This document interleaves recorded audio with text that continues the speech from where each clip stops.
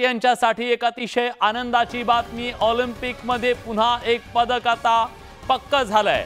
कुस्तीपटू विनेश फोगाट फायनलमध्ये दाखल झाली आहे। पॅरिस ऑलिम्पिकमध्ये भारताचं पदक आता पक्क झालंय।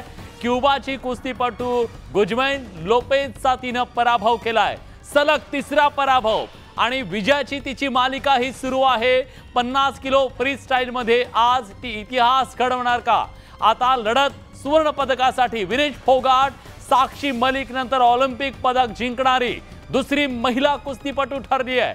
आता तिचं पदक पक्क झालंय, पण आणखी एक मोठी फायनल 5-0 अशा फरकानं जबरदस्त अशी लढत तिने दिली। एकतर्फी लढत तिने दिली आणि चितपट केल्या आपल्या समोरच्या खेळाडूला। महाराष्ट्र केसरी अमोल बुचडे आता आपल्या सोबत आहेत। आपण थेट त्यांच्याकडे जातोय। अमोलजी, कुस्तीसाठी आजचा हा दिवस आणि विशेष म्हणजे जबरदस्त हॅट्रिक विजयाची तिने आज केलेली आहे। किती हा मोठा विजय कुस्तीसाठी, भारतीय कुस्तीसाठी? भारतीय कुस्ती आणि त्याचबरोबर महिलांच्या कुस्तीसाठीचा फार मोठा दिवस असेल आपल्यासाठी, कारण विनेशने जे पहिल्याच राऊंड मध्ये ज्या कुस्तीगीराला हरवलं, जी जपानची सुसाकी होती, ही 3-4 वेळची विश्वविजेती होती, लास्ट टाइमची ऑलिम्पिक चॅम्पियन होती।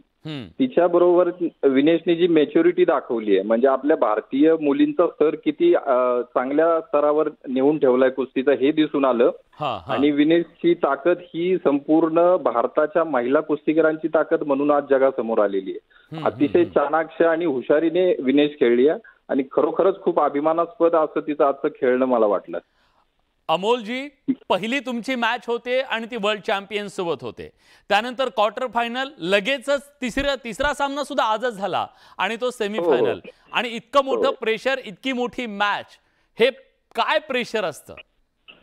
हे प्रेशर पाहायला गेलं आपण तर हे खूप मोठ्या प्रमाणाचं प्रेशर असतं। खरं तर मला असं वाटतं की जी पहिली कुस्ती विनेशची झाली जपानीजच्या महिला बरोबर, त्यानंतर विनेश थोडी फ्री झाल्यासारखी वाटली मला। म्हणजे तिसऱ्या कुस्तीचं एवढं प्रेशर तिच्याकडे मला पाहिल्यावर जाणवलं नाही, जेवढं जे पहिल्या कुस्तीमध्ये होतं। आणि त्यानंतरची कुस्ती देखील जी युक्रेनवाली बरोबर होती, तर ती सुद्धा चांगली रेसलर होती, परंतु तिच्याबरोबर जितक्या आत्मविश्वासाने विनेश खेळली, नक्कीच ती सुवर्ण पदकाची दावेदार दिसली मला त्या सेकंड राऊंड मध्ये। आणि थर्ड राऊंड आपण आता पाहिला असेल ना, तर डेफिनेटली जसा अंदाज केला होता मी, क्युबाचे रेसलर जरी आपल्या ताकदीला विश्वामध्ये एक नंबर असतील, तरी आपल्या विनेशनी ताकद आणि स्ट्रॅटर्जी याचा सुरेख संगम साधत एकदम सफाईने तिला हरवलं। म्हणजे तिचं तर मी गोल्ड मेडल फिक्स धरतोय। फक्त आता याच्यामध्ये फायनलला तिच्याबरोबर यूएसची जर आली, यूएसएची महिला, तर थोडीशी अटीतटीची लढत होईल, कारण मला असं वाटतं की